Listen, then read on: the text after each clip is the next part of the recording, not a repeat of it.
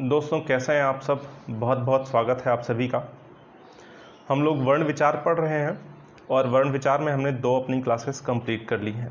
यह हमारी वर्ण विचार की तीसरी क्लास है, जिसमें हम लोग वर्ण विचार में जो हमने पिछला पढ़ा था उसके आगे यहाँ पर समझने का प्रयास करेंगे। उससे पहले आप इस क्लास को औरों तक भी पहुँचाएँ और सभी को शेयर कर दें। अपने सुझाव हमको ज़रूर बताएं कमेंट बॉक्स में, और जो भी बाकी चीज़ें होती हैं वो सब आप कर दीजिएगा।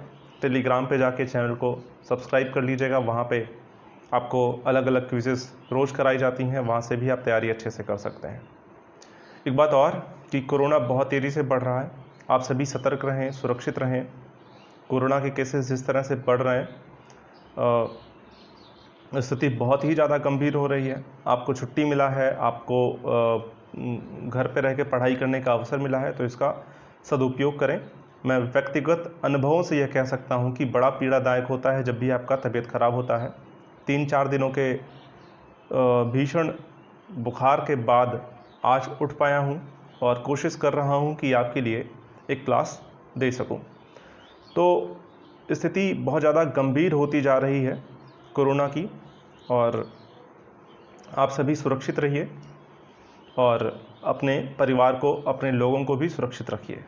चलिए शुरू करते हैं। हम लोग स्वरों का वर्गीकरण देख रहे थे और स्वरों के वर्गीकरण में हमने 4 या 5 वर्गीकरण देख लिए थे, जिसमें हम लोगों ने देखा था उच्चारण स्थान के आधार पर कैसे वर्गीकरण कर सकते हैं। जिसमें हमने देखा था कंठ स्वर कौन कौन से हैं, तालव्य स्वर कौन कौन से हैं, मूर्धन्य स्वर कौन कौन से हैं, ये सब हमने देख लिया था।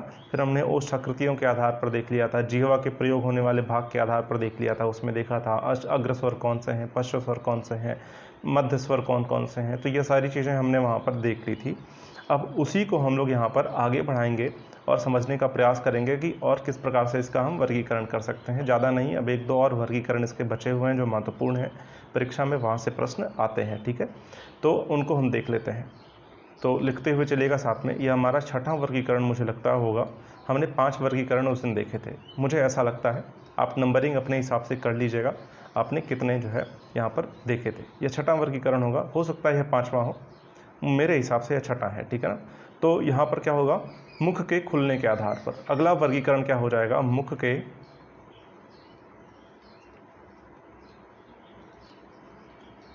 खुलने के आधार पर, खुलने के आधार पर मुख आपका कितना खुलता है, कैसे खुलता है, इस आधार पर भी हम स्वरों का वर्गीकरण कर सकते हैं। मैंने आपको पहले ही दिन बताया था कि वर्गीकरण आप अपने हिसाब से कर सकते हैं, किसी भी प्रकार उसका वर्गीकरण आप कर सकते हैं। ठीक है ना। तो यहाँ पर मुख के खुलने के आधार पर आप किस प्रकार वर्गीकरण कर सकते हैं, यह देखिए। इस आधार पे हम इसको 4 भागों में बांट सकते हैं। मुख के खुलने के आधार पर अगर हम बात करें तो हम 4 आधारों पर इसका हम वर्गीकरण कर सकते हैं। पहला क्या हो जाएगा, संवृत्त स्वर, और जो दूसरा है वह अर्ध संवृत्त स्वर हो जाएगा। अभी हम एक एक करके देखेंगे इसको। अर्ध संवृत्त स्वर, ठीक है। और जो तीसरा वर्गीकरण है वह क्या हो जाएगा, विवृत्त स्वर, विवृत्त स्वर। और चौथा हो जाएगा अर्धविवृत्त स्वर,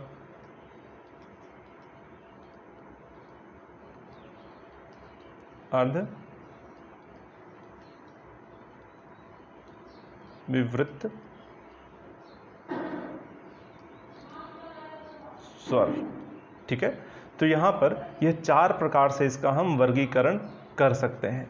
तो एक एक करके इसको हम समझने का प्रयास करेंगे कि समृद्ध स्वर कौन कौन से हैं, अर्ध समृद्ध स्वर कौन कौन से हैं, किसको कहते हैं अर्ध समृद्ध स्वर, विवृत्त स्वर हम किसको कहते हैं, सब समझने का प्रयास करते हैं। ठीक है। रंग बदल लेता हूँ मैं अपने पेन का, इसको किस कलर से करें, चलिए ग्रीन से हम इसको लिखते हैं। ठीक है ना।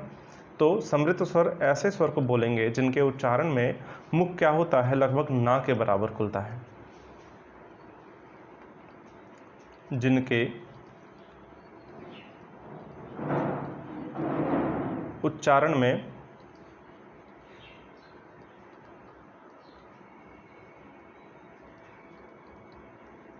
मुख न के बराबर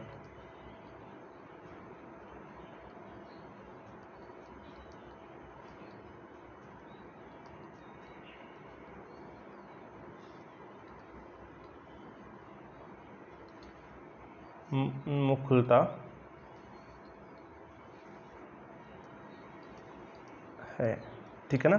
ऐसे स्वर जिनके उच्चारण में क्या होता है, आपका मुख ना के बराबर खुलता है या तो बहुत कम खुलता है, उन सभी स्वरों को हम क्या बोलेंगे, संवृत्त स्वर बोलेंगे। ठीक है ना। ऐसे कौन कौन से स्वर हो जाएंगे आपके, आप उच्चारण करके एक बार देख लीजिए। आप अ का उच्चारण करते हैं तो क्या आपका मुख बहुत कम खुलता है क्या? नहीं, ऐसा तो नहीं है। आपका जब अ का उच्चारण करते हैं तो आपका मुख ज़्यादा खुलता है। ठीक है ना। आप बड़ा आ का उच्चारण करके देखिए एक बार, तो बड़ा आ का जब उच्चारण, दीर्घ आ का उच्चारण करते हैं तो आपका मुख क्या होता है, ज़्यादा खुलता है। ठीक है ना, और ज़्यादा खुलता है, सबसे ज़्यादा खुलता है आप जब दीर्घ आ का उच्चारण करते हैं। ठीक है ना। लघु आ हम इसको बोलते हैं और दीर्घ आ हम किसको बोलते हैं, इसे बोलते हैं। ठीक है ना। तो बड़ा आ छोटा हम व्यवहारिक भाषा में इसको ऐसे ही बोल देते हैं, लेकिन अगर शुद्ध रूप से बात करें तो कौन सा ये आ है, दीर्घ और लघु आ है। ठीक है ना। हम लोग तो व्यवहार में इसको बड़ा आ छोटा आ बोल देते हैं। हम लोग उसी तरह बात करेंगे जिस तरह हम व्यवहार में पढ़ते हैं। ठीक है ना। तो जिनके उच्चारण में मुख ना के बराबर खुलता है उन सभी स्वरों को हम क्या बोलेंगे, संवृत्त स्वर बोलेंगे।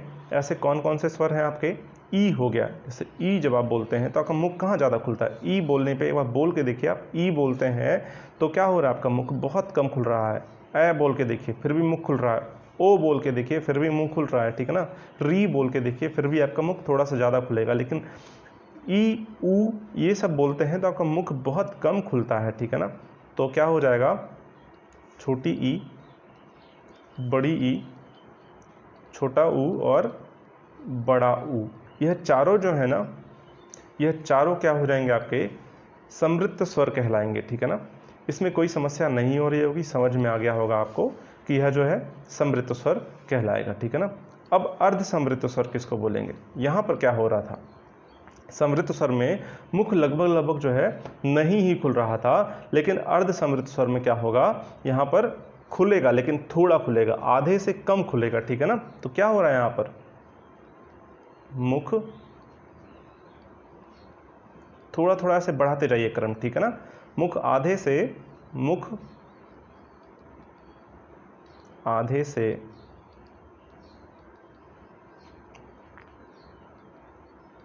कम खुलता है। इनके उच्चारण में क्या होता है, मुख समृद्ध स्वर के उच्चारण में क्या हो रहा था, मुख बहुत कम खुल रहा था, लेकिन अर्ध समृद्ध स्वर में क्या हो जाएगा, मुख थोड़ा सा खुलेगा लेकिन आधे से कम खुलेगा। ठीक है ना। ऐसे कौन कौन से स्वर हो जाएंगे आपके जिनमें मुख आधे से कम खुल रहा हो, तो ऐसे आधे से कम खुलने वाले जो स्वर हैं वह क्या हो जाएंगे आपके, ए और ओ। ठीक है ना। यह जो दो स्वर हैं यह अर्ध संवृत्त स्वर कहलाएंगे। ठीक है ना। समझने में कोई समस्या नहीं हो रही होगी, बहुत आसान है, यह आपको समझ में आ ही रहा होगा। ठीक है ना। अब जो अगला है वह है आपका विवृत्त स्वर। विवृत्त स्वर में क्या हो रहा होगा आपका, कि मुख यहाँ पर क्या हो रहा होगा, पूरा विस्तृत हो रहा होगा। ठीक है ना। पूरा खुल रहा होगा आपका मुख। ठीक है ना। विवृत्त स्वर। ठीक है ना। आपका मुख जहाँ पर पूरा खुल रहा होगा, मैं आपको कलर चेंज कर देता हूँ जिससे अंतर समझने में स्पष्ट हो जाए कि कौन सा मैं लिख रहा हूँ। ठीक है ना, चूंकि बहुत नज़दीक है। तो विवृत्त स्वर क्या हो जाएगा, जिनके उच्चारण में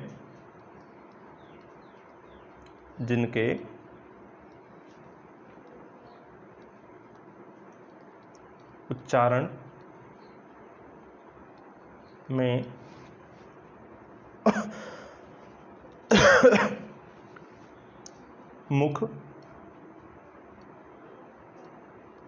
पूरा खुले,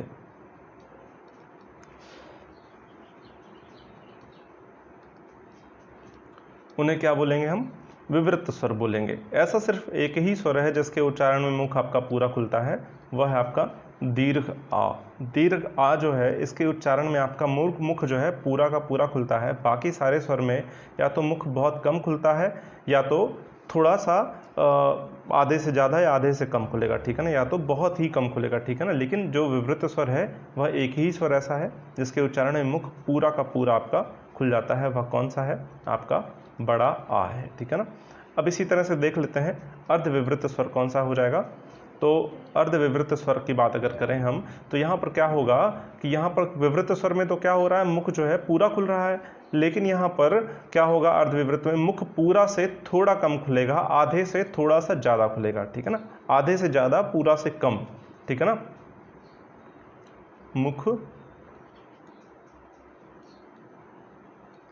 आधे से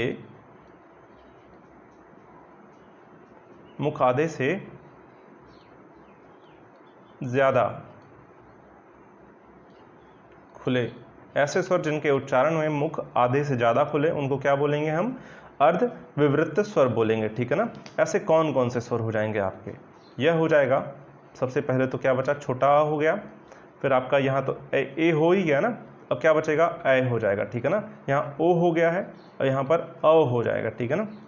यह जो है, यह तीनों क्या हो जाएंगे, आपके अर्धविवृत स्वर हो जाएंगे, ठीक है ना। गिनिए कितने हो गए, 1 2 3 4 5 6 7 8 9 और 10। मैंने आपको बताया था स्वर 11 होते हैं। कौन सा स्वर आपका बच गया, आपका स्वर बच गया है री, ठीक है ना, री आपका बच गया है।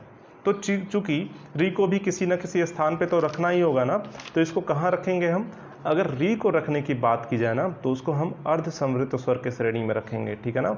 यह अर्ध समृत स्वर की श्रेणी में रखा जाएगा, अर्ध समृत स्वर की श्रेणी में इसको रखेंगे। मुख यहाँ पर क्या होगा, आधे से कम खुलेगा, ठीक है ना। और देखिए एक स्वर और होता है जिसको हम आगत स्वर कहते हैं, अ, मैंने आपको पिछली क्लास में बताया था। अच्छा, इसको अगर रखने की बात करें, परीक्षा में आ गया कि अ जो है, जो आगत स्वर है, यह किस श्रेणी में आएगा, मुख के खुलने के आधार पर अगर इसका वर्गीकरण करें तो इसको हम कहाँ रखेंगे, तो यह क्या हो जाएगा, यह अर्धविवृत स्वर की श्रेणी में रखा जाएगा। मुख जो है खुलेगा लेकिन आधे से ज़्यादा खुलेगा, लेकिन पूरे से कम खुलेगा। तो जो अ है ग्रहित स्वर, इसको हम जो है कहाँ रखेंगे, अर्धविवृत स्वर की श्रेणी में रखेंगे, ठीक है ना। यहाँ बात आपको अच्छे से समझ में आ गई होगी जो मैं बता रहा हूँ। अब एक दो और वर्गीकरण है जिनको हम देख लेते हैं। अगला जो है 7वें नंबर पे हम देखेंगे अगला वर्गीकरण कि उच्चारण में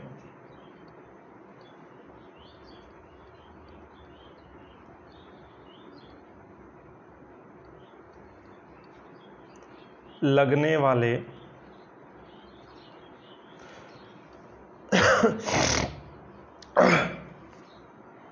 उच्चारण में लगने वाले समय के आधार पर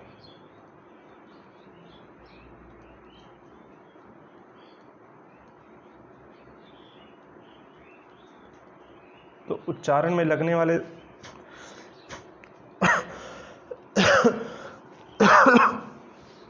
समय के आधार पर सॉरी, अगर हम उच्चारण में लगने वाले समय के आधार पर इसका वर्गीकरण करना चाहें तो इसको हम दो प्रकार से बांट सकते हैं, ठीक है।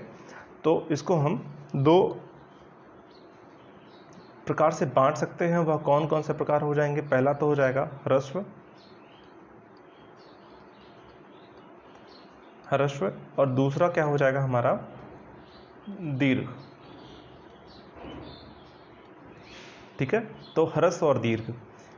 यदि आप क्लास देख रहे हो और आपको यह सुविधा है कि नीचे आप कमेंट बॉक्स में बता सकते हो कि मैं अगर कोई प्रश्न पूछूं, अगर आप वहां पर कमेंट में बता सकते हो तो हमको यह बताइए कि यहाँ पर ह्रस्व में हा के साथ जो रा लगा हुआ है, क्या वह आधा है या पूरा, ठीक है ना। एक प्रश्न है, क्या यह रा जो है यह आधा है या पूरा, आपको यह बताना है।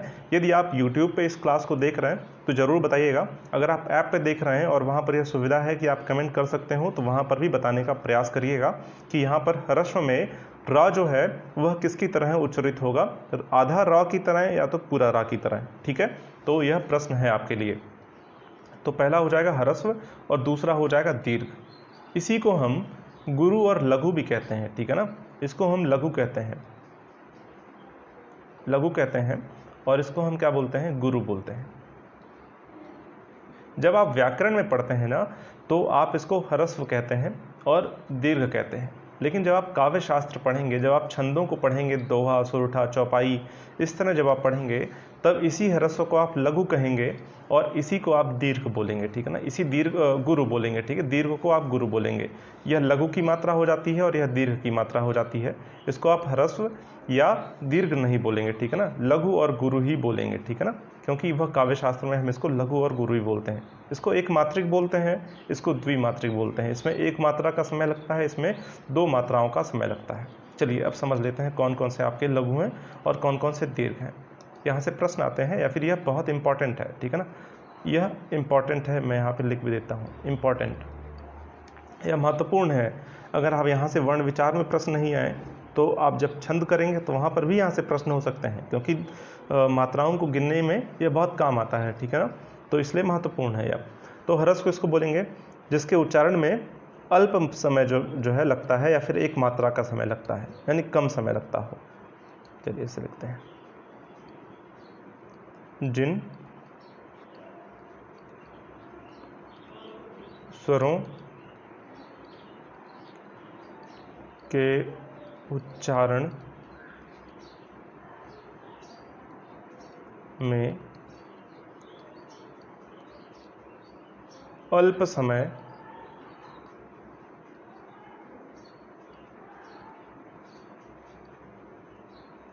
या एक मात्रा का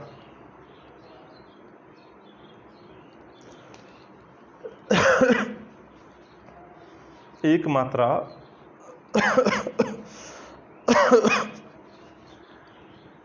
का समय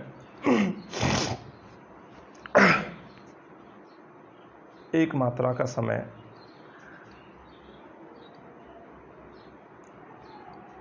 लगता है। ऐसे स्वर जिसको हम जल्दी से बोल देते हैं अपने मुख से, ठीक है ना, तुरंत तुरंत, जिसका जो है उच्चारण हम दीर्घ ज़्यादा समय लेकर ना करते हो, तुरंत तुरंत इसका उच्चारण कर देते हैं। जैसे छोटा आ जब बोलते हैं अ,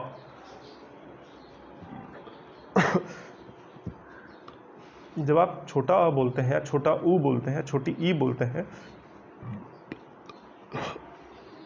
तो क्या होता है यहाँ पर, थोड़ा सा गला ख़राब है, इस वजह से मैं माफ़ी चाहूँगा डिस्टरबेंस की वजह से बीच में। तो क्या होगा यहाँ पर, जहाँ पर बहुत कम समय में ही बातों को बोल दी जाए, तुरंत उच्चारण कर दिया जाए जिन स्वरों का। जैसे जब अ बोलते हैं, छोटा आ, तो जल्दी से बोल देते हैं, लेकिन जब बड़ा आ बोलते हैं तो आ बोलते हैं ना, आ, ठीक है ना, अ में कम समय लगा और आ में ज़्यादा समय लगा, यानी कि लघु आ हो जाएगा एक और दीर्घ आ हो जाएगा, ठीक है ना। जिसके उच्चारण में कम समय लगे वह ह्रस्व या लघु हो जाएगा। वह कौन कौन से हो जाएंगे, आपका छोटा आ, छोटी ई, छोटा ऊ, ठीक है ना, यह क्या हो जाएंगे आपके, और री, यह क्या हो जाएगा आपका, लघु हो जाएगा, ठीक है ना, ये आपके लघु स्वर हो जाएंगे, ठीक है ना, या फिर ह्रस्व स्वर यह हो जाएंगे। इसी तरह से जिनके उच्चारण में क्या होगा, अल्प समय नहीं, यहाँ पर ज़्यादा समय लगे या फिर दो मात्राओं का समय लगे, ऐसे लिख लीजिए इसको भी,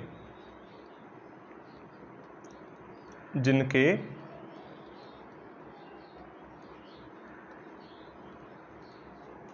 उच्चारण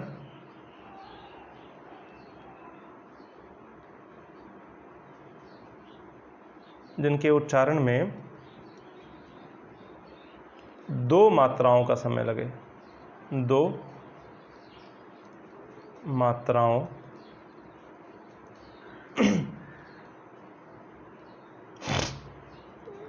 का समय लगे, ठीक है ना। ऐसे स्वर जिनके उच्चारण में दो मात्राओं का समय लगता है उनको क्या बोलेंगे हम, दीर्घ स्वर बोलेंगे या तो गुरु स्वर बोलेंगे, ठीक है ना। वह कौन कौन से हो जाएंगे, आ, बड़ा ऊ, बड़ी ई, ए, आए, ओ और आओ, ये सारे आपके क्या हो जाएंगे, दीर्घ स्वर हो जाएंगे, ठीक है ना। आपको आसानी से यह बात समझ में आ गई होगी, ठीक है ना। अच्छा, एक और स्वर आता है यहाँ पर, देखिए यह लघु स्वर है ना, लेकिन अगर देवनागरी लिपि में बात करें हम कि ह्रस्व स्वरों की संख्या कितनी है, पहले तो हो गया, देखिए यहाँ पर क्या हो गया, हिंदी में ह्रस्व स्वरों की संख्या कितनी है, हिंदी में ह्रस्व स्वरों की संख्या आपकी 4 हो गई, ठीक है ना। लेकिन देवनागरी लिपि या संस्कृत में जो है एक मिनट, ह्रस्व स्वरों की संख्या जो है 4 ही रहेगी, ठीक है ना। लेकिन अगर हम दीर्घ स्वरों की बात करें, दीर्घ स्वरों की बात करें अगर हम, तो देवनागरी लिपि में यहाँ पर 7 स्वर नहीं हो जाएंगे। देवनागरी लिपि में आपके कितने हो जाएंगे, 9 स्वर हो जाएंगे। यहाँ पर बड़ी री भी जुड़ जाता है, ठीक है ना, बड़ी री और एक मिनट,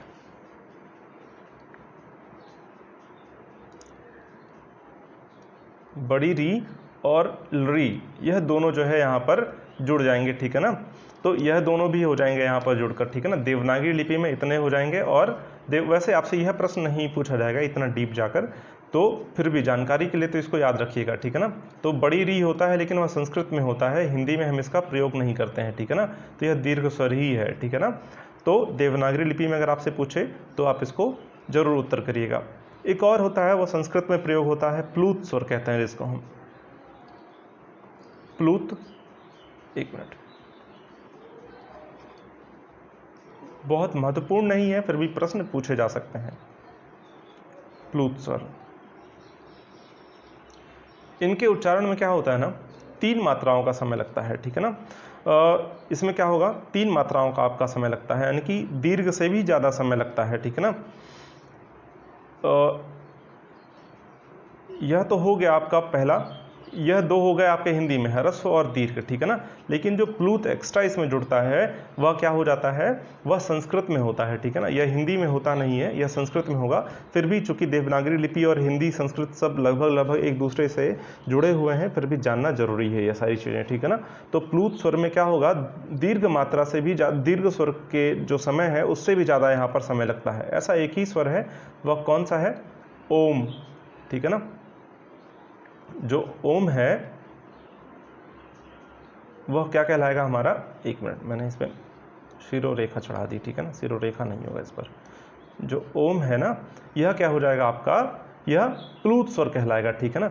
आपने ओम को जब हिंदी में लिखा होगा ऐसे, या फिर इसको लिखा होगा तो इसको इस तरह से लिखते हैं ना,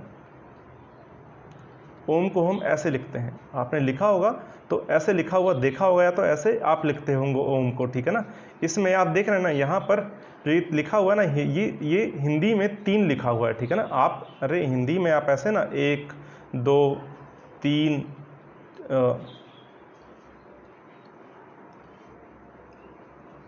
4 ऐसे ना लिखते हैं अंकों को, तो यहाँ पर यह 3 लिखा हुआ है, 5 आप ऐसे लिखते हैं, 6, तो यह इस तरह से आप लिखते हैं ना अंकों को हिंदी में। तो यहाँ पर यह 3 लिखा हुआ है, यानी कि 3 मात्राओं का यहाँ पर समय लगेगा। यहाँ पर 1 मात्रा का समय नहीं, 2 मात्रा का समय नहीं, 3 मात्रा, ओम बोलते हैं इसको, ठीक है ना। थोड़ा सा और खींच कर लंबा बोलते हैं, इस वजह से यह जो है प्लूत स्वर कहलाता है, या संस्कृत में होता है, ठीक है ना। संस्कृत में होता है, यह हिंदी में नहीं होता है। फिर भी यह महत्वपूर्ण है, परीक्षा में प्रश्न पूछा ही जा सकता है, वह कुछ भी पूछ सकते हैं आपसे, ठीक है ना। परीक्षा में ऐसे प्रश्न भी पूछे जा सकते हैं। अब दोस्तों इतने ही आधार जो है महत्वपूर्ण है आपकी परीक्षा में, कि यहाँ से प्रश्न आपके स्वरों से पूछे जा सकते हैं। अब कुछ बातें हैं महत्वपूर्ण स्वरों के बारे में, उनको हम जान लेते हैं सबसे पहले, कि स्वरों के बारे में कुछ चीज़ें जो हमें जाननी चाहिए। तो यहाँ पर लिख लीजिएगा,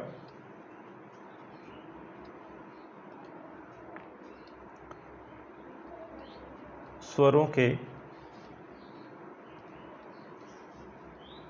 विषय में महत्वपूर्ण तथ्य। कुछ महत्वपूर्ण तथ्यों को हम देख लेंगे एक एक करके, जो आपकी परीक्षा में स्वरों के बारे में और बन सकते हैं, ठीक है ना। तो क्या हो जाएगा, सबसे पहला आपका क्या हो जाएगा, कि सबसे पहला आप ऐसे साथ साथ में लिखते हुए चलिएगा इसको। क्या होता है, स्वरों के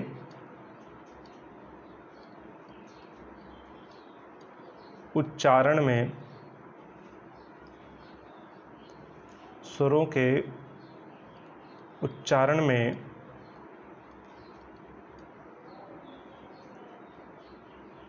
ऐसे मत लिखिए, स्वरों का उच्चारण करते समय ऐसे लिखिए, स्वरों का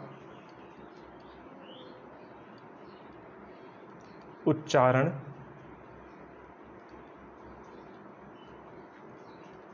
करते समय, स्वरों का उच्चारण करते समय कंठ में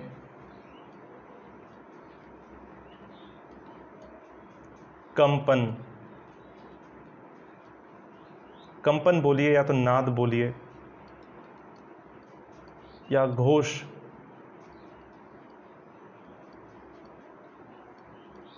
उत्पन्न होता है। अतः सभी स्वर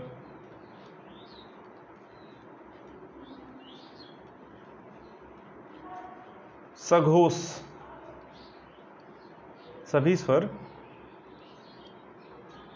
सघोष होते हैं। मैं भी समझा देता हूं। सघोष होते हैं, इसको लिख लीजिए। कहने का मतलब क्या है कि जब आप स्वरों का उच्चारण करते हैं ना, तो आपके कंठ में एक कंपन उत्पन्न होता है। आपके कंठ से निकलने वाली वायु बिना किसी बाधा के एक तो बाहर निकलती है, ठीक है ना। और आपके स्वर तो क्या होते हैं, सबसे पहली बात कि वह स्वतंत्र होते हैं, किसी पर आश्रित नहीं होते हैं, ठीक है ना। और जो यहाँ पर मैं कहने का प्रयास कर रहा हूँ, यहाँ पर यह क्या लिखा हुआ है कि स्वरों के उच्चारण करते समय कंठ में क्या होता है, कंपन उत्पन्न होता है या तो घोष उत्पन्न होता है, नाद उत्पन्न होता है, यानी वाइब्रेशन होता है ना थोड़ा सा। इस वजह से जितने भी स्वर हैं ना, उन सभी को हम सघोष बोलते हैं। ऐसे प्रश्न पूछे जा सकते हैं कि यहाँ पर मान लिया ऐसे दे दिया, एक प्रश्न दे दिया, चलिए लिख लेते हैं कि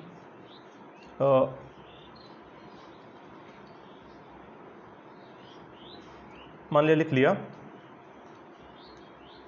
अ, आ, ई या इनमें से कोई नहीं, इनमें से कोई नहीं, ऐसे लिखिए, सभी। आपसे पूछ लिया कि इनमें से किसके उच्चारण में आपके कंठ में कंपन उत्पन्न होगा या घोष उत्पन्न होगा, ठीक है ना। तो वह कौन कौन से हैं जिनके उच्चारण में होगा। क्या छोटा के उच्चारण में घोष होगा? बिल्कुल होगा। बड़ा के उच्चारण में भी होगा, छोटी के उच्चारण में भी होगा। तो ये सारे के सारे जो है ना, इनके उच्चारण में क्या होता है, कंपन उत्पन्न होता है, या सभी के सभी घोष होते हैं। या फिर ऐसे पूछ लिया जाए, निम्नलिखित में से कौन सा घोष है, ठीक है ना। तो दे दिया अघोष, दे दिया और दे दिया घोष के बारे में। तो यहाँ पर आपको छांटने में आसानी हो जाएगी, जहाँ पर भी स्वर दिखेगा वो सभी के सभी क्या हो जाएंगे, आपके घोष हो जाएंगे, ठीक है ना। तो ऐसे प्रश्न आपसे यहाँ पर पूछे जाएंगे, ठीक है ना। ऐसे स्वरों के बारे में प्रश्न बनते हैं, ठीक है ना। मान लिया एक प्रश्न बन गया आपका कि निम्नलिखित में से किसके उच्चारण में मुख लगभग ना के बराबर खुलता है। किसके उच्चारण में मुख लगभग ना के बराबर खुलता है, ऐसा प्रश्न अगर आपसे पूछ लिया गया है, ठीक है ना। मुख लगभग ना के बराबर खुलता है। तो आपके ऑप्शंस दे दिए गए यहाँ पर। मान लिया बड़ा आ दे दिया गया, ए दे दिया गया, छोटी ई दे दिया गया, अ दे दिया गया। ये चार विकल्प आपको दे दिए गए और आपसे कह दिया गया कि किसके उच्चारण में मुख लगभग ना के बराबर खुलेगा या किसके उच्चारण में मुख लगभग बंद रहेगा। तो ऐसे प्रश्न भी पीछे ही हमने देखा ना, तो वहाँ पर क्या हो जाएगा, हमारा विकल्प ई सही हो जाएगा, ठीक है ना। यहाँ पर विकल्प सी सही हो जाएगा। तो ऐसे प्रश्न यहाँ पर बनते हैं, ठीक है ना। बहुत कठिन नहीं होते हैं प्रश्न, लेकिन थोड़े से समझने वाले होते हैं। अगर आप समझ गए तो आराम से इसको कर ले जाएंगे। और जो दूसरा यहाँ पर आपके लिए महत्वपूर्ण बिंदु हो सकता है, तथ्य हो सकता है स्वर को लेकर, वह क्या हो जाएगा कि जितने भी स्वर हैं सभी स्वरों के उच्चारण में, सभी स्वरों के उच्चारण में, सभी स्वरों के उच्चारण में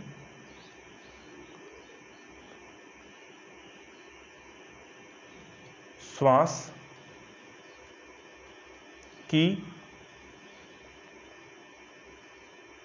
कम मात्रा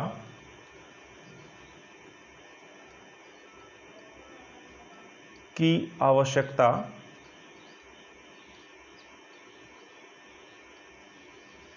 होती है।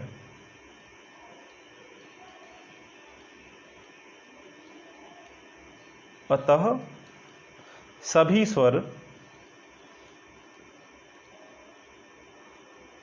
अल्प प्राण होते हैं।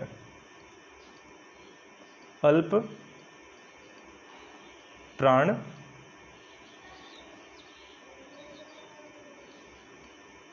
होते हैं। बात आपको समझ में आ रही है ना कि जिन जो है वर्णों के उच्चारण में श्वास अधिक लगेगा वह सभी क्या कहलाएंगे, महाप्राण कहलाएंगे, और जिनके उच्चारण में श्वास आपका कम लगता है वह सभी स्वर क्या कहलाएंगे, अल्प प्राण कहलाएंगे। तो जितने भी स्वर हैं सभी के सभी क्या होते हैं, अल्प प्राण कहलाते हैं, ठीक है ना। तो यह आपको विशेष ध्यान रखना है, ठीक है ना। और एक बात और आपको जो ध्यान में रखनी चाहिए स्वर के बारे में, मैं अगले पेज पर इसको लिख देता हूँ। जो तीसरी बात है यहाँ पर कि छोटा अ जो होता है ना, छोटा अ की कोई मात्रा नहीं होती, कोई मात्रा नहीं होती। छोटा आ की कोई मात्रा नहीं होती, अतः हिंदी में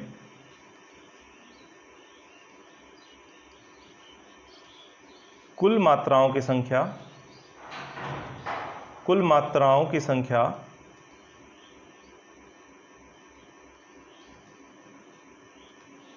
10 है।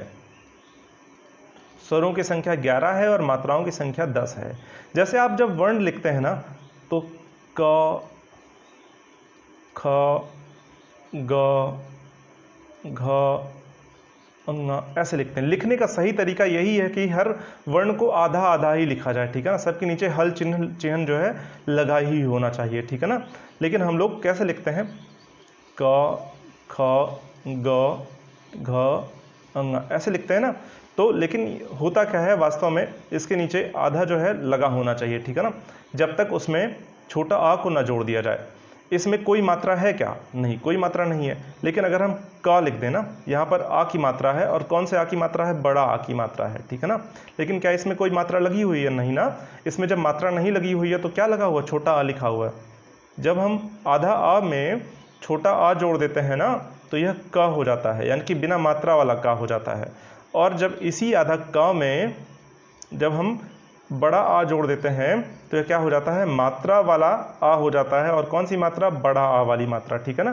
तो आपने देखा जब छोटा आ जोड़ते हैं तो क्या क में कोई मात्रा लगी, नहीं ना। इसका मतलब छोटा आ की कोई मात्रा ही नहीं होती, लेकिन बड़ा आ की मात्रा होती है, तो ये का हो जाएगा, बड़ा का, ठीक है ना। तो यहाँ पर क्या हो जाएगा आपका कि जो छोटा आ होता है उसकी मात्रा नहीं होगी, लेकिन वह स्वर है, तो स्वरों की संख्या 11 है लेकिन मात्राओं की संख्या 10 ही हो जाएगी, क्योंकि यहाँ पर क्या होता है, छोटा आ की कोई मात्रा नहीं होती है। परीक्षा में यह भी ऐसे प्रश्न पूछा जा सकता है, ठीक है ना। इस बात का ध्यान रखिएगा। एक बात और जो जान लेनी चाहिए आपको कि जो री होता है ना उसको हम तत्सम स्वर भी कहते हैं। चौथी बात क्या है, री तत्सम स्वर कहलाता है।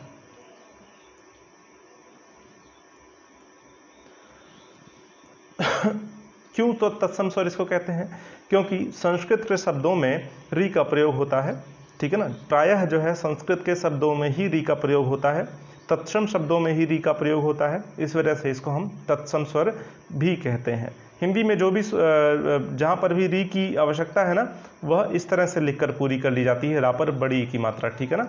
तो संस्कृत के ही शब्दों में ज़्यादातर जो है, जैसे कृषि हो गया, ठीक है ना, एक मिनट, कृषि नहीं, कृष्ण, मुख से निकल गया ऐसे ही, जैसे कृष्ण हो गया, ठीक है ना, ये संस्कृत के शब्द है ना।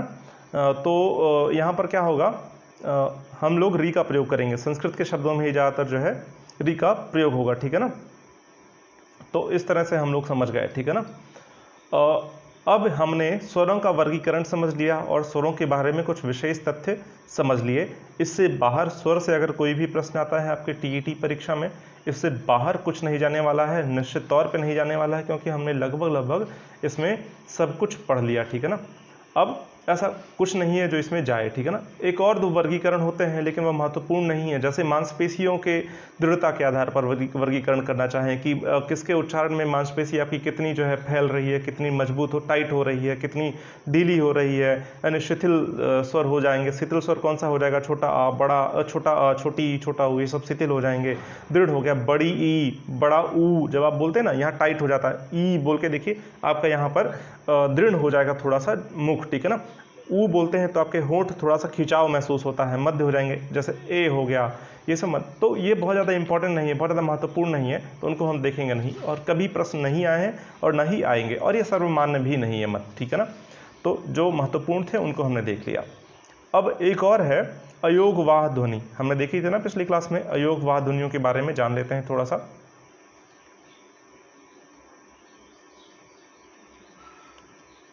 अयोगवाह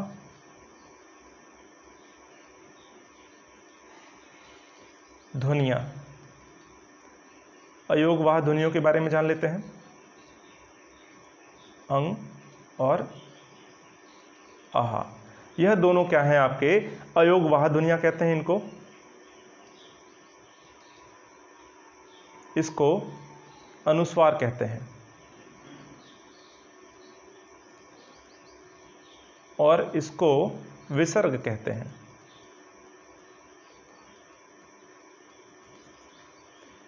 जब आप चंदन लिखते हैं ना तो आप अनुस्वार का प्रयोग करते हैं, ठीक है ना। जब आप पुनः लिखते हैं तो आप विसर्ग का प्रयोग करते हैं। बात आपको समझ में आ रही ना। इसका प्रयोग कहाँ होता है आपको समझ में आ गया होगा। जब आप दुख लिखते हैं तो आप विसर्ग का प्रयोग करते हैं, ठीक है ना। जब आप कंपन लिखते हैं तो आप अनुस्वार का प्रयोग करते हैं। बात आपको समझ में आ रहा है ना। यहाँ पर मान लिया मैंने लिख दिया, ऐसे लिख दिया यहाँ पर, ठीक है ना। तो यहाँ पर त्रुटि हो गई ना, वर्तनी की त्रुटि हो गई। ये जो अनुस्वार है उसको यहाँ लगाना चाहिए था। ऐसे प्रश्न अगर आपसे पूछे जाएं, इसमें निम्नलिखित में से किसमें अनुस्वार दोष है, अनुस्वार दोष किसमें है। और एक प्रश्न ऐसे दे दिया जाए जहाँ पर अनुस्वार को यहाँ ना लगाने की बजाय हमने यहाँ लगा दिया, तो आप पहचान जाएंगे ना अनुस्वार दोष किसमें है। यहाँ पर है, काहे कि यहाँ पर जो है बिंदी लगी हुई है और होना कहाँ चाहिए, यहाँ पर। तो ऐसे भी प्रश्न पूछे जाते हैं, इसका भी विशेष ध्यान रखिएगा, ठीक है। अब जो अनुस्वार और विसर्ग के बारे में हमको जानना है वह जान लेते हैं, ठीक है ना। तो सबसे पहले लिख लेते हैं कि इसको कहते किसको हैं, अनुस्वार और विसर्ग, ठीक है ना। वे ध्वनियाँ,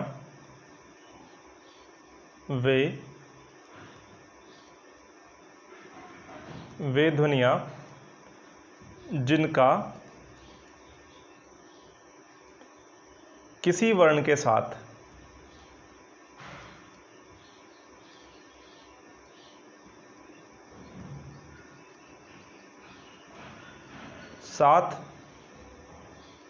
योग नहीं होता, योग नहीं होता, ठीक है ना। जैसे मैं अंग लिखता हूं ना, मैंने आपको पिछली क्लास में बताया था कि यह जो अनुस्वार है यह आ के साथ जुड़ा हुआ है क्या ना, इससे तो अलग है पूरी तरीके से ना। लेकिन जब आप ओ लिखते हैं तो आप देख रहे हैं ना, ओ की मात्रा जो है आ के साथ जुड़ी हुई है एक सिरोरेखा के साथ, लेकिन अंग तो दूर है ना। आहा लिख कर देखिए, यहाँ पर आहा की जो दोनों विसर्ग की बिंदियां हैं यह भी आ के साथ जुड़ी नहीं है, ठीक है ना। यहाँ पर क्या हो रहा है, जुड़ी नहीं है, लेकिन यह फिर भी प्रयोग की जाएंगी ना वर्णों के साथ। तो यह जो है अयोगवाह, यानी कि इनका योग नहीं हुआ है या जुड़ी नहीं है, अयोग हैं या बिल्कुल जो है अलग हैं, ठीक है ना। इस वजह से यह अयोगवाह ध्वनियाँ कहलाती हैं, ठीक है ना। यह जो है अयोगवाह ध्वनियाँ कहलाती हैं। ऐसे प्रश्न पूछे जाते हैं कभी कभी आपकी परीक्षा में कि निम्नलिखित में से कौन सी ध्वनि अयोगवाह ध्वनि है, ठीक है ना। तो आपको समझने में कोई दिक्कत ही नहीं होगी, बड़े आराम से आप इसको बता लेंगे, ठीक है ना। देखिए अनुस्वार और विसर्ग आपके जो हैं क्या कहलाते हैं, अयोगवाह ध्वनियाँ कहलाते हैं। एक होता है चंद्रबिंदी, ठीक है ना। चंद्रबिंदी इसको अलग से नहीं, इसको हम अनुस्वार के साथ ही गिन लेते हैं, यह भी अनुस्वार में ही गिना जाता है, ठीक है ना।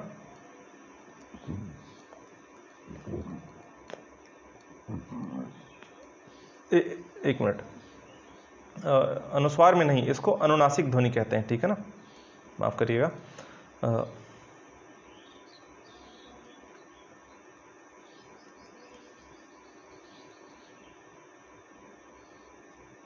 इसको हम क्या बोलते हैं, अनुनासिक यानी नाक से बोली जाती है ना, इसको और यह जो बिंदी है अनुस्वार को, ठीक है ना, यह जो बिंदी है और यह चंद्र बिंदी है, इन दोनों को जो है हम एक ही श्रेणी में गिन लेते हैं, इसको अलग से हम लोग नहीं गिनते। जैसे आपने कह दिया, मैंने चांद लिखा, चांद, आप यह भी तो कह सकते हैं ना कि देखिए यहाँ पे जो चंद्र बिंदी है इसका भी तो योग नहीं हो रहा है, क्या ये अयोगवाह ध्वनि अलग से नहीं हो जाएगी? दो ही क्यों, तीन हो जाएंगी अब तो।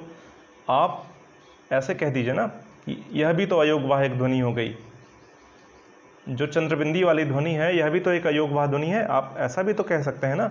लेकिन क्या हो रहा है ना, जो अनुस्वार है और अनुनासिक यह दोनों एक ही श्रेणी में लगभग गिन ली जाती हैं, यह एक ही श्रेणी में मान ली जाती हैं, यह एक ही मान ली जाती हैं, ठीक है ना। यह क्या मान ली जाती हैं? अनुस्वार का ही एक रूप मान लिया जाता है। चंद्रबिंदी भी जो है वह अनुस्वार का ही एक रूप मान लिया जाता है, इसलिए इसको अलग से नहीं पढ़ेंगे हम। चंद्रबिंदी और जो है अनुस्वार, इन दोनों को एक साथ हम एक ही श्रेणी का मान लें तो यह जो है दो ही रह जाएंगे, अंग और आहा, ठीक है ना। तो यहाँ पर इसको और इस बिंदी को, दोनों को एक ही परिवार का मान लें, ठीक है ना, अनुस्वार और अनुनासिक चंद्रबिंदी, ठीक है ना।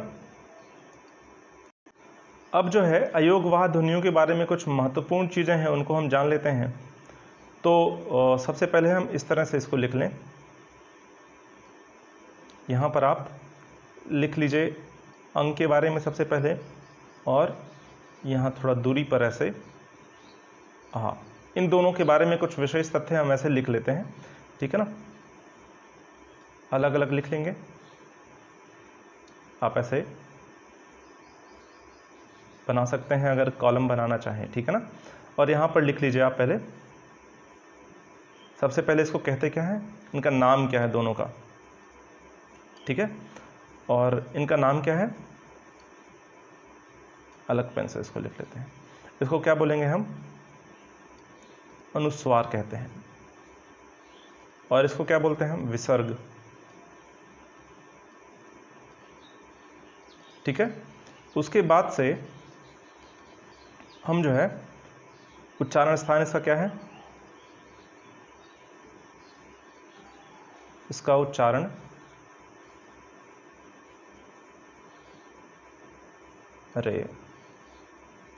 उच्चारण स्थान इसका क्या हो जाएगा? नाक से बोलते हैं ना, अंग को हम नाक से बोलते हैं ना, तो नासिका।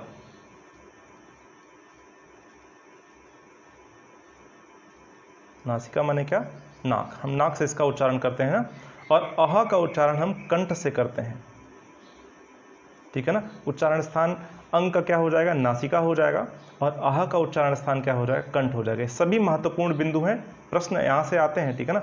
आह जब आप बोलते हैं तो आपके कंठ से सीधा वायु जो है बाहर निकल आती है ना, बिना किसी बाधा के, इस वजह से क्या हो जाएगा यहाँ? कंठ स्वर कहलाएगा, ठीक है ना, कंठ ध्वनि कहलाएगी, ठीक है ना। तो उच्चारण स्थान हो गया, नाम हो गया, और क्या बचता है? प्राणत्व के आधार पर किस वर्ग में इसको रखेंगे? अल्प प्राण होगा कि महाप्राण होगा? सभी स्वर जो है वह तो अल्प प्राण है ना। मैंने आपको पीछे भी स्वरों के विशेष तथ्यों के बारे में जब बता रहा था तो वहाँ पे मैंने आपको बताया ना कि जितने भी स्वर हैं वह आपके क्या होते हैं? अल्प प्राण होते हैं। जब वो अल्प प्राण होते हैं तो इस तरह से अगर प्राणत्व देखें, प्राणत्व के आधार पर यह क्या हो जाएंगे आपके? यह दोनों के दोनों क्या हो जाएंगे आपके? अल्प प्राण हो जाएंगे ना। दोनों नहीं, जो अनुनासिक है, जो अनुस्वार है आपका वह अल्प प्राण हो जाएगा,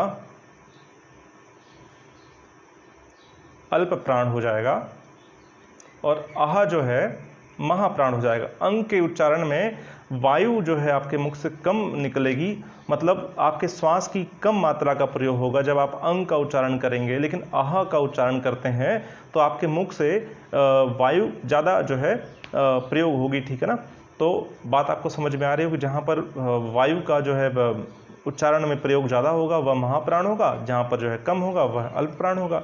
तो यह क्या हो जाएगा? महाप्राण। प्रश्न पूछा गया कि निम्नलिखित में से कौन सी ध्वनि महाप्राण ध्वनि है? उसमें आह दे दिया गया, विसर्ग दे दिया गया, तो सीधा टिक ही कर देना है। प्रश्न पूछा गया निम्नलिखित में से कौन सी ध्वनि अल्प प्राण है, तो आपको वहां पर भी इस तरह से उत्तर कर देना है, ठीक है ना। अच्छा, घोषत्व के आधार पर अगर हम बात करें, घोषत्व के आधार पर अगर इसका वर्गीकरण करें तो क्या कह सकते हैं? सघोष हैं, ठीक है ना, दोनों के दोनों सघोष हैं। ठीक, इसमें कोई समस्या बिल्कुल नहीं, ठीक है ना। और एक चीज और, इनका उच्चारण और किन किन जो है वर्णों के आधार, वर्णों के साथ, वर्णों को जो है इनके स्थान पर हम प्रयोग करते हैं, ठीक है ना। जैसे किन किन वर्णों का अनुस्वार में हम उच्चारण करते हैं उनको हम देख लें। जैसे उच्चारण लिख लें, अगर हम अंग का उच्चारण किन किन वर्णों का होता है, किन किन वर्णों में होता है अंग का उच्चारण। जैसे आपका अंगा हो गया ना, अंगा में होता है कि नहीं होता है भाई, होता है ना। इया हो गया, इनका भी उच्चारण हम इसमें करते हैं। इया हो गया, ण हो गया, इसका भी उच्चारण हम करते हैं। आपका न हो गया, इसका भी उच्चारण हम अनुस्वार की तरह ही करते हैं, नासिका से ही करते हैं ना। आपका म हो गया, इस तरह करते हैं। यह क्या है, आहा, इसका उच्चारण हम कैसे करते हैं, अह की तरह करते हैं, ठीक है ना। बाकी इन सभी का जो है उच्चारण हम जो है ना अनुस्वार की तरह ही करते हैं, ठीक है ना। जैसे अब समझ लेते हैं थोड़ा सा। मैंने लिखा कंपन, कंपन यहां लिखा मैंने, तो कायदे से कहा जाए तो कंपन कैसे लिखा जाना चाहिए, कंपन, ठीक है ना। अब मैं एक और शब्द लिखता हूं, चंदन। और अगर इसको उच्चारण इसका हम देखें तो क्या हो जाएगा, चंदन। यहां पर क्या हो रहा है, देखिए अनुस्वार यहां पर भी लगा हुआ है, अनुस्वार यहां पर भी लगा हुआ है, लेकिन यहां पर म का उच्चारण हुआ है। एक मिनट, मैंने ये क्या लिख दिया, फिर वही चीज लिख दी यहां पर, तो चंदन, ठीक है ना। अब देखिए यहां पर भी अनुस्वार का ही प्रयोग हुआ है, यहां पर भी अनुस्वार का ही प्रयोग हुआ है, लेकिन फिर भी यहां पर म की तरह यह उच्चरित हो रहा है और यहां पर न की तरह उच्चरित हो रहा है, ठीक है ना। बात आपको समझ में आ रही। अब यह अनुस्वार किसकी तरह से, मां की तरह से भी प्रयोग हुआ है और यहां पर जो है ना की तरह से भी प्रयोग हुआ है। जब मैं एक शब्द और लिखता हूं, अभी आपको सब स्पष्ट कर देता हूं, ठीक है ना। जैसे मैंने लिख दिया, एक मिनट, मैंने लिख दिया चंचल। अब चंचल को अगर हम उच्चारण के आधार पर इसको हम लिखें ऐसे, तो क्या लिखेंगे, नहीं ऐसे नहीं, चंचल ऐसे लिखेंगे ना। अब देखिए यहां पर क्या हो रहा है, लगा हुआ अनुस्वार, लेकिन एक बार यही अनुस्वार अब मां की तरह प्रयोग हुआ, फिर यहां पर ना की तरह और यहां पर इया की तरह प्रयोग हुआ, ठीक है ना। तो आप क्या समझ रहे हैं, यहां पर इसका उच्चारण मां की तरह भी हो सकता है, ना की तरह भी हो सकता है, इया की तरह, अंगा की तरह, गंगा, जैसे मैंने लिखा गंगा। यहां पर भी देखिए अनुस्वार लगा हुआ है, लेकिन जब इसका जो है हम उच्चारण करेंगे या फिर लिखेंगे इसको हम स्वर में अनुस्वार को तोड़कर लिखें तो कैसे लिखेंगे, गंगा, ठीक है ना। इस तरह से लिखेंगे। देखिए अंगा हो गया ना यहाँ पर, अब जब अंगा की तरह यहाँ पर प्रयोग हो रहा है, ठीक है ना। तो इस तरह से यहाँ पर आप देख रहे हैं ना, इसका उच्चारण अलग अलग अनुनासिक जो ध्वनियाँ हैं, अनुनासिक ध्वनियाँ कौन सी हैं, आगे हम जब व्यंजन पढ़ेंगे तो वहाँ पर देख लेंगे उसको, ठीक है ना। तो यहाँ पर अनुनासिक ध्वनियाँ जो हैं, यह जो है पाँचों, अंगा, इया, ड़, न और मा, इन सब के स्थान पर भी इसका उच्चारण हम करते हैं, ठीक है ना। बात आपको समझ में आ गई। अब यहाँ पर समझने वाली बात यह है कि एक बार यह माँ की तरह प्रयोग हुआ, एक बार न की तरह प्रयोग हुआ, या फिर एक बार इया की तरह प्रयोग हुआ, यह कैसे निर्धारित किया जाए, यह किसकी तरह प्रयोग होगा। बहुत आसान है इसको समझना कि कैसे हम इसको निर्धारित करें कि यह कब माँ की तरह प्रयोग होगा, कब ना की तरह प्रयोग होगा। इसको निर्धारित करना बहुत आसान है। चलिए देखते हैं। यहाँ पर जैसे मैंने लिखा कंपन, जब मैंने कंपन लिखा तो आपको देखना क्या है, जो पा है ना, पा किस वर्ग में आता है। मैंने आपको पिछली क्लास में बताया था अलग अलग वर्ग होते हैं, क वर्ग, च वर्ग, त वर्ग, ट वर्ग, प वर्ग। तो कंपन में जो है पा जो है ना, जो अनुस्वार लगा हुआ है वह जो है उसके बाद जो आने वाला जो वर्ण है वह किस वर्ग का है, तो वह यह किस वर्ग का है, प वर्ग का है ना। यह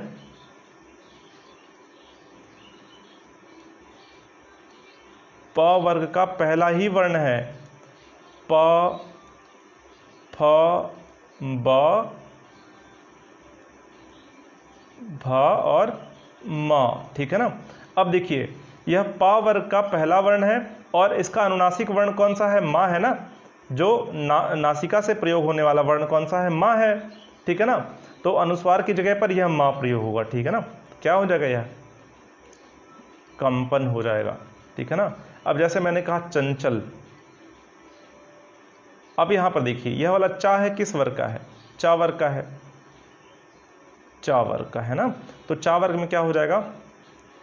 चा, छ, ज, झ, इया।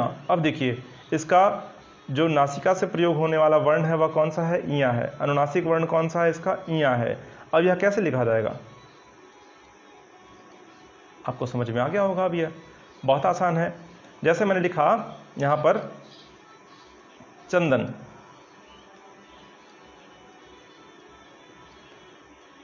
चंदन। अब यहां देखना है दा किस वर्ग में आता है? तो त वर्ग में आता है, त वर्ग में आता है ना द। तो अब क्या हो जाएगा? त, थ, द, ध, ना। अब ये देखिए इसका अंतिम वर्ण कौन सा है? ना है। तो इसको हम क्या लिखेंगे? चंदन। अब आपको यह समझ में आ गया होगा कि इसका जो है निर्धारण कैसे होता है, ठीक है ना। जैसे मैंने लिखा हिंदी, हिंदी को ऐसे भी लिखते हैं और हिंदी को हम ऐसे भी लिखते हैं। अब रही बात कौन सा शुद्ध लिखा गया, कौन सा शुद्ध लिखा गया, उसकी जो है एक बड़ी विस्तृत जंग है, वह कभी खत्म ना होने। बहुत सारे विद्वान कहते हैं कि चंदन ऐसे लिखा जाना चाहिए, बहुत सारे कहते हैं ऐसे लिखा जाना चाहिए, ऐसे ऐसे, सब अलग अलग बताते हैं। देखिए भाषा क्या होता है ना, जितनी छोटी लिखी जाए वही शुद्ध होती है।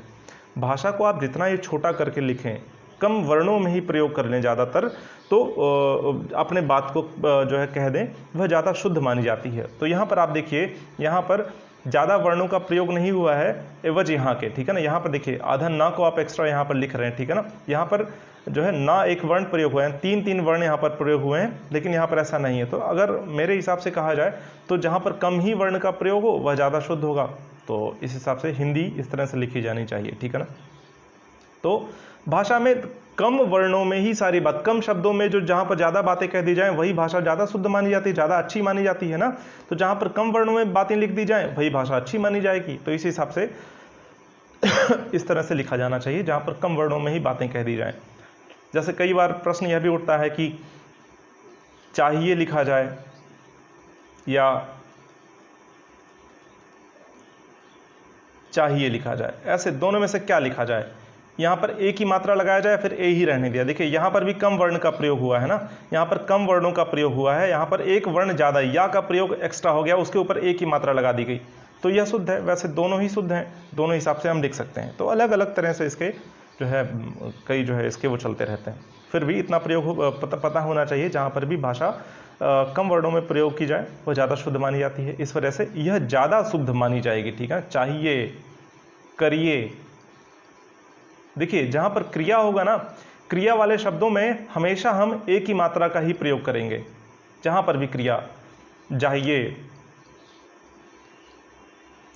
ठीक है ना, ऐसे यहां जहां पर भी क्रिया होगी ना, क्रिया में हमेशा ए का प्रयोग किया जाए, ए का प्रयोग होगा वहां पर, ठीक है ना। इस बात को विशेष ध्यान रखिएगा। चलिए थोड़ा सा एक्स्ट्रा हमने जान लिया। तो हमने आज स्वर पूरा खत्म कर लिया और अयोगवाह ध्वनियों को भी हमने समझ लिया। अब अगली क्लास में हम व्यंजन को समझेंगे। व्यंजन के, और व्यंजन किसको कहते हैं, इसका कौन कौन सा वर्गीकरण है, किन किन आधारों पर इसका वर्गीकरण हो सकता है, उन सभी को समझने का प्रयास करेंगे। तो 1 या 2 क्लास में वर्ण विचार हमारा पूरा खत्म हो जाएगा, ठीक है ना। तो आशा करता हूँ सब कुछ आपको समझ में आया होगा। यदि आपको थोड़ी सी ही परेशानी हो, जो ना समझ में आई हो, तो आप टेलीग्राम पे जुड़ के हमसे प्रश्न कर सकते हैं। बहुत बहुत शुक्रिया। पढ़ते रहिए, मुस्कुराते रहिए। जय हिंद।